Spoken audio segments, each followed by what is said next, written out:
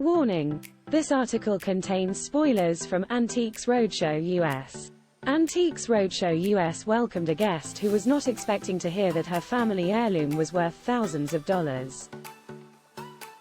Expert Ken Sanders was given the task of appraising an 1844 Bellows Falls hymnal of the LDS Church, with believers better known as Mormons.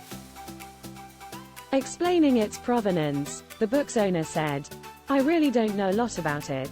My father's dad's mother was religious and she evidently had this in her stuff, so it's basically been in the basement amongst her things for quite a while." With an inscription near the front of the book, she said her great-grandmother had inherited it from her own father. But what she didn't realize until arriving at the PBS studio was that it was already 104 years old when she wrote the message.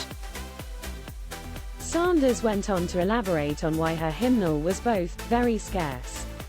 He said, "It's one of the earliest hymnals that the church produced.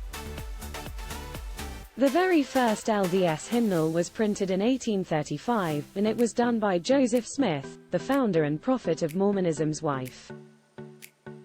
This follows in the tradition. This is one of the earliest hymnals issued by the LDS Church and the earliest to use musical notation along with the words.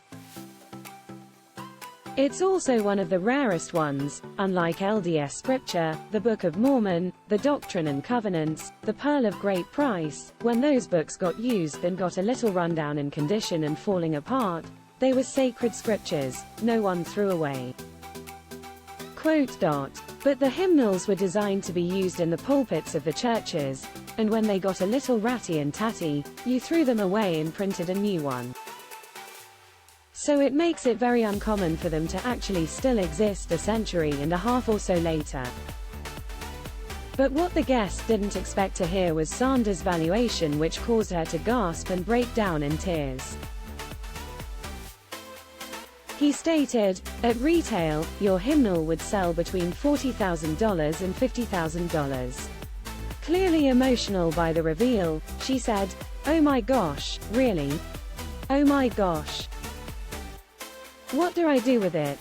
Oh my word. I had no idea. Who do you hand it down to?"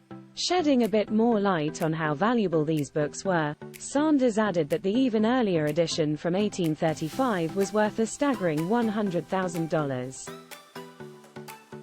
Antiques Roadshow US is available to watch on PBS.